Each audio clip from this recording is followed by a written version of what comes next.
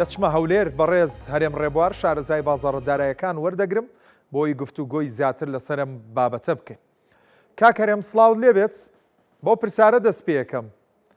ئێوارە باشێکی جیرۆم پاوڵ کاریگەری بازار بە دوای خۆی دادێنێت؟ بازار پێی کاریگەر دەبێت ئەم شەو؟ سڵاو لەبێ ئەستاز پشتیوان، سڵاو لە جەناب و لە سەرجەم بینەران. لە ڕاستیە ئێوارە باشەکانی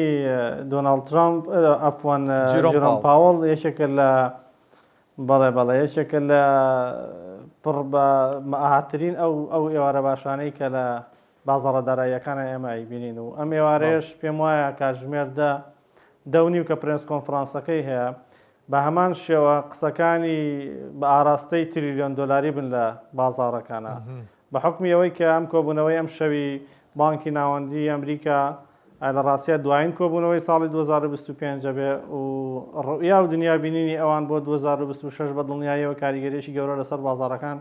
دروستەکە و پێم وایە ئەم ئێوارە باشە لە ئێوارە باشەکانی پێشتر زیاتر کاریگەری و تەسیراتی هەبێ و احتیمال و ئەگەریشی ئەوەی هەیە کە تێرمی جیرۆم پاوڵ تاوەکو مانگی 5 ساڵی داهاتووە قسە لەسەر ئەوە بکات کە لەو فترەی کە ماوێتی جگەلەوەی کە ئەم شەو 0.25 بیس پۆینت سوودی بانکی دابەزێن هیچ سوودێکی تری بانکی هەتاوەکو ئەو لە بانکی مەرکەزی بێنرێتەوە دانەبەشێنێ باورتریکەینەوە ئەوەیە کە لە چوارچێوەی ساڵی 2026 بە شێوەیەک ئەبێ قەراری فیدراڵی بۆ 2026 بە شێوەیەک. باش باورتری بکەینەوە ئەو ڕیاکشنەی کە زێر دەیبێت لە دوای ئێوارە باشەکە پێ دوایە چی دەبێت؟ لە ڕاستیە زێر زۆر حساسە بە بابەتەکانی کۆبوونەوەی فیدراڵی و هەندێک داتا و ئاماری فیدراڵی. من پێم وایە زێر حرەکەیەکی لە ڕادە بەدەر بکات ئەم شەو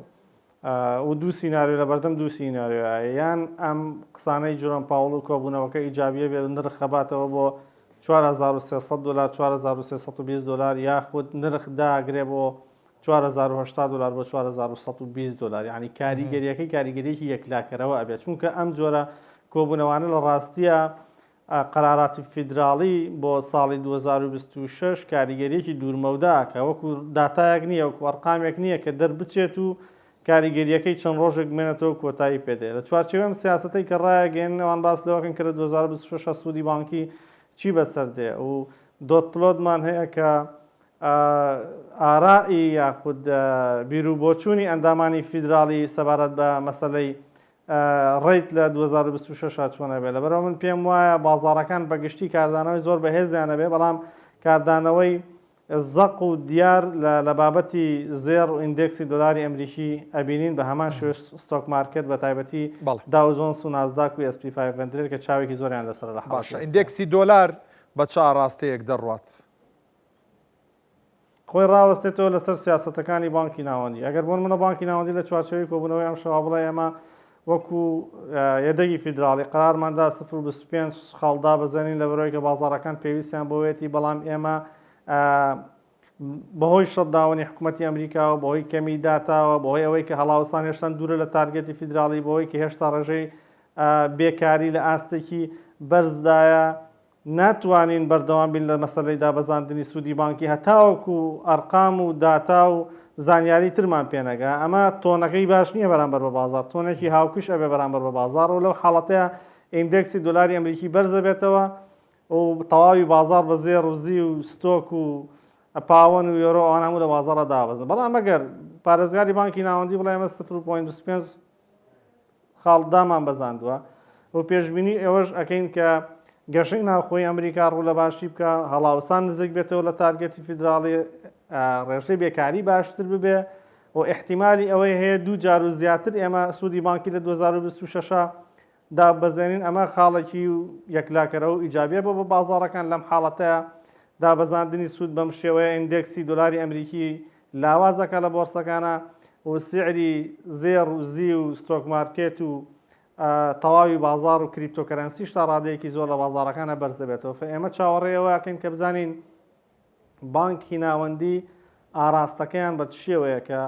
ئەو بە دڵنیاییشەوە چاوەکان لە هەموو دنیاوە لەسەرەوەن کە بزانن ئێوارە باشەکەی جیرۆم پاوڵ ئیجابیە بیان سلبیە بە بازارەکان. زۆر باشە جیرۆم پاوڵ باست لە تێرمەکەی کرد ئەم ماوەی کە ماوێتی باست لەوە کرد کە بە ئەگەرێکی زۆر و ڕەنگامە دوایین جار بێت نرخی سوودی بانکی داببەزێنێت. بەڵام ئەم ململانەیە کە لەگەڵ ترمپایەتی پێ دوایە لەم چەند مانگەی کۆتایی تێرمەکەی زەقتر بێتەوە و زیانی گەورە بە ئابووری ئەمریکا بگەێنێت کە دوجاریش کاردانەوەی بۆ جیهانە بێت. خۆی لە ڕاستیە ئەم شەوە بێتە نقطەیەکی یەکلاکەرەوە بۆ داهاتووی ئەو پەیوەندیانە. ئەگەر بێت و جیرۆم پاوڵ لە سوودی بانکی ئەم شەودا بەزێ 0.25 کە تا ڕادێکی زۆر بازار هەموو یەقینی بەوە هەیە کە دابەزێ وێکلایی بووەتەوە. ئەو ئەگەر قەراریش بێ لە ماڵەکانی داهاتوە سوودی بانکی دابەزێنێ ئەوە تا ڕادێکی زۆر ینی کۆنفلیکتەکە گەشە ناکە لە بینی دۆناڵد ترامپ و جیرۆم پاوڵە. بەڵام ئەگەر بە پێچەوانەوە بێ جیرۆم پاوڵ بڵێ ئێمە تاکو مانگی 6 و 7 ساڵی داهاتووی ئێمە لە ڕاستیە ناتوانین جاریش کە سوودی بانکی دابەزێنین ئەوە دیسانم بابەتانە سەرڕڵداتەوە. بەڵام بە گوێرەی یاسا بە گوێرەی پەیڕەوی ناوخۆی بانکی ناوەندی ئەمریکا کە دەسەڵاتێکی سەربەخۆیە دۆناڵد ترامپ بە هیچ شێوەیەک ناتوانێت سەرۆکی یەدەگی فیدراڵی ئەمریکی لا بداتە تاوەکو ماوەی یاسایی خۆی تەواو نەبێ. ڕاستە لە میدیاکان و لە کۆشکی سپی ئێستا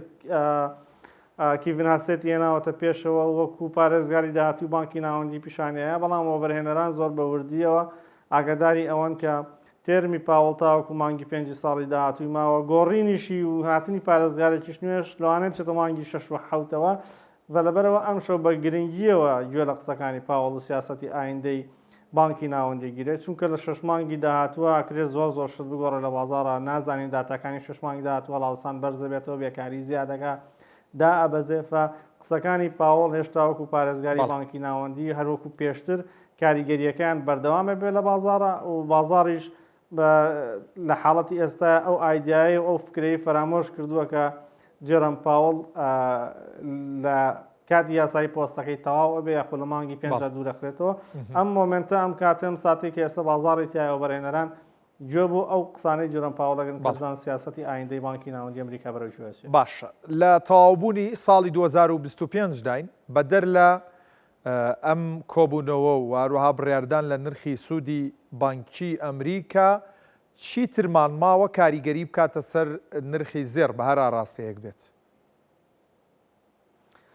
لە ڕاستیە ئەوەی کە لە خلالی ئەم دوو سێ شتێ زۆر گرنگە کە بۆ بینەران و بۆ بەرهێنەر و بازرگانەکانی ڕوونکەینەوە. دوای کۆبوونەوەی فیدراڵی ئێمە ڕاستەوخۆ داتاکانی NFPمانەیە داتای کارمانەیە کەمەیەکێکە لەو داتایانەی کە بە بڕڕی پشتی ئابووری ئەمریکا ئەناسرێت لە ڕۆیشی گرنگەوە فیدراڵی گرنجێکی زۆری پێەیە کە مەسلەی ئەنیمپلۆیمنت ڕێنتە و مەسلەی ساعاتی کارکردن ئەڤرێج ئاوەرلی ئێرنینگە ئەمانە کاریگەریشی گەورە سەر بازاڕەکان دروست دەکات کە قەرار وایە هەفتەی داهاتوو بڵاو بێتەوە. پاشەوە ئێمە لە ئاژدەی مانگە داتاکانی CPI-مان هەیە داتاکانی هەڵاوسان ئەم داتایانش بۆ فیدراڵی داتای زۆر گرنگن. ئەو فیدراڵی پشتیان پێوەستێت لە مەسلەی ئایا سوودی بانکیدا ئەبەزێت جارێکی کە ینی ئاراستەی سیاسەتەکانی بەرەوە بە شێوەیەک ئەگۆڕێت کە نەرمی بنوێنن زیاتر لە مەسلەی دابەزاندنی سوودی ڕێتافە بۆ بەرهێنەر و بازرگان پێویستە ئاگایان لەو داتایانە بێت دوای کۆبوونەوەی فیدراڵێکی NFP هەفتەی داهاتوو دەرەچێت ئەژدەی مانگیش داتاکانی CPI دەرەچێت. یەک بابەتی تریشەیە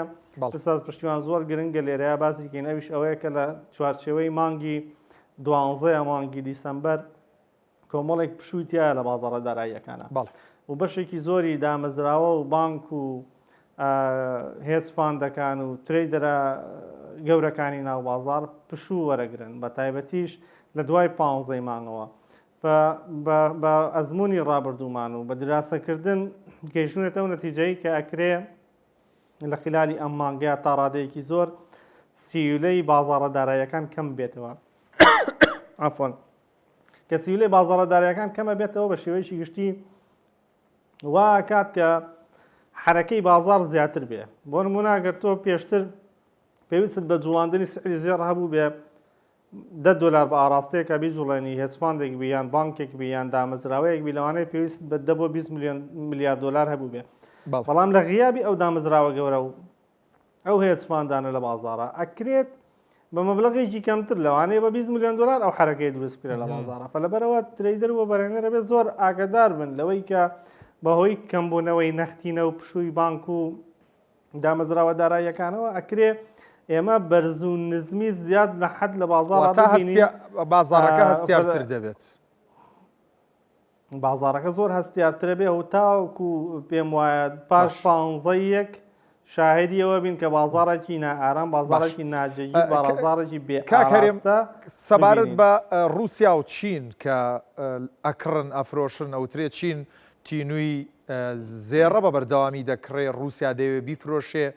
ئەم وڵاتانە با لە ئەمریکا بینە دەرەوە ئەم دوو وڵاتە بە تایبەت دەتوان کاریگەری گەورە دروستکەن چکە لە ڕابردووە بینین بەردەوام چین توانیوێتی کاریگەری لە بازاڕی زێڕا دروست بکە. ئایا چاوەڕێی کاریگەری گەورە بکەین لەم دوو وڵاتە؟ ئەم دوو وڵاتە لە ڕاستیە کاریگەریشی گەورە لەسەر بازاڕی زێڕدا ئانیان ئەوە یەکێک بوون جەناب داگەدار یەکێک بوون لەو دوو دەوڵەتەی کە زۆرترین زێڕیان لە ماوەکانی ڕابردووە کڕیەوە لەبەر دوو سەبەب. رووسیا لەبەرەوەی کە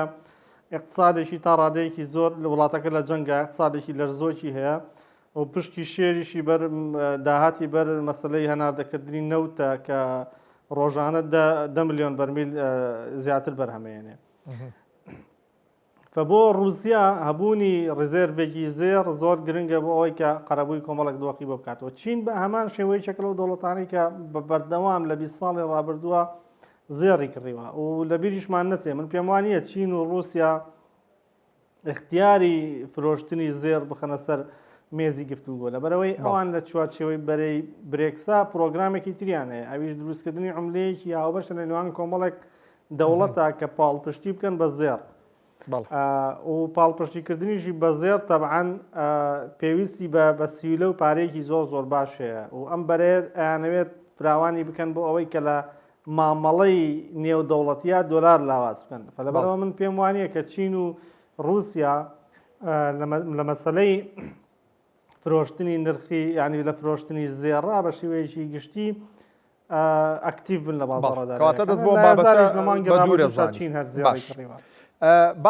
بە خێرایی باسێکی زیو بکەین هەر لێرە من و تۆ گفتوگۆیەکمان کرد لە ڕێگەی کورسات نیوزەوە هەردووکمان گەشتبوون بووین بە داهاتووی زیو. من پرسیارەما ڕاستە کردی تۆش زۆر گەشتبینانە باسی داهاتووی زیوت کرد. بینیمان ئەو گەشتبینی هاتە دی ئێستا لە سەروی $6 یەک ئۆنسەی. هێشتا چاوەڕێ بکەین کە زیو لەمە زیاتر دەستکەوتی هەبێت؟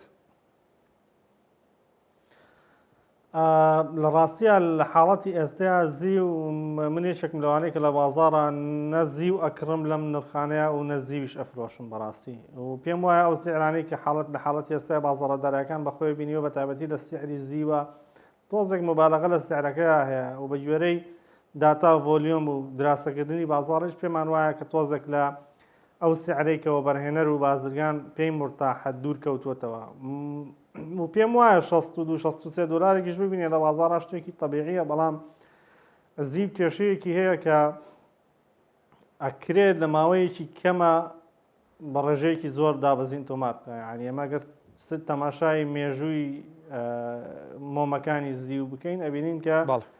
دابەزینی خەیاڵی کردەوە لە $48 هاتوتەوە $5 لە $50 هاتوتەوە بە $11 ئەمە بە گوێرەی دوو تاریخی پێشخۆی. من پێم وایە ئەم جارەش احتیمالی ئەوە هەیە بۆ ڕۆژێک لە ڕۆژان من نازام کەی و چۆن بەڵام ڕوو ئەیا کە 150 نرخانەی کە ئێستا زیو هەیە دابەزین تۆمار بکەوە من لەگەڵ بە هیچ شێوەیەک لە حاڵەتی ئێستایا لەگەڵ کڕینی زیو نیم چونکە لە حاڵەتی ئێستا ئەوەی کە منەی بینم لە بازاڕەکانە ظروفێک دۆخێک پاڵی بە سعری زیەوە ناوە ئەم ژمارانە ببینێت کە ئەم دۆخ و ظروفە نەما ئەگەڕێتەوە ئەو قیمە حەقیقیەی کە خۆی لە بازاڕە هەیەی لەبەرەوە من پێم وایە لەم لێڤڵانە پێویستە زۆر بەباشی بخوێندرێتەوە و حەزەر بکەنەوە بەرهێنەرەکان چونکە پاڵپشتی لە کڕینی زیو ناکەم لەم ڕقەمە. زۆر باشە کاکەرێم بە دەرفەت یەزانم پرسیارێکی دۆلار و دینارە لێ بکەم زۆر بەشێک لە ئابووری ناسانی عێراق باز لەوە دەکەن کە دەست دەبرێت بۆ ئەوی دەستکاری نرخی دینار بکرێ بەرامبەر بە دۆلار بە تایبەت چاوەڕێ دەکرێت حکوومەتی نوێی عێراق بەهای دینار نرخی دینار دابەزێنێ بەرامبەر بە دۆلار بۆ ئەوەی کەڤەری خەرجیەکانی بکات. ئەم بابەتە تا چەند تۆ تەوەقوعەکەی و تا چەند گریمانەیەکە ئەگەری ڕوودانی هەیە؟ خۆی ئوستاز پشتیوان لەسەر مستەوایەکی تەکنیکی یاخود لەسەر مستەوایەکی حسابکردن بۆ نەختینە و دەخلی عێراق ئەگەر لێکۆڕینەوەی لەسەر بکەین ئەبینین کە ئێستا لە عێراق لە ڕووی ئابوووریەوە لە دۆخێکی باشە لە ڕاستی لەبەرەوەی ڕزێرڤێکی دۆلاری باشی هەیە و لە مەسلەی کڕینی ئاڵتونیشە زۆر بەرەو پێشوونی بەخۆی بینی و ئاڵتونێکی خەزنکراوی باشی هەیە کە پێشتر ئەمە بە جۆرەی داتا قساکەین بانکی مرکزی عێراق بە هیچ شێوەیەک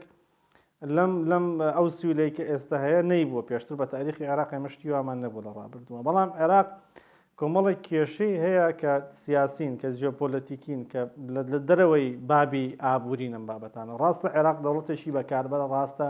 پیشەسازی زەعیفە ڕاستە هاوردە زۆرە بەڵام نەوتێکی زۆری شەنێرێتە دەرەوە و دەخلی ئەو نەوتە تاوکۆم دەقێمە قسەی تاکەین کە vەری ئەو خەرجی پێداویستیانەکە بۆ عێراق و پێشبینیش ئەەکەین سیعری نەوت دابەزێ بەڵام دابەزینی سیعری نەوت پێم وانییە کە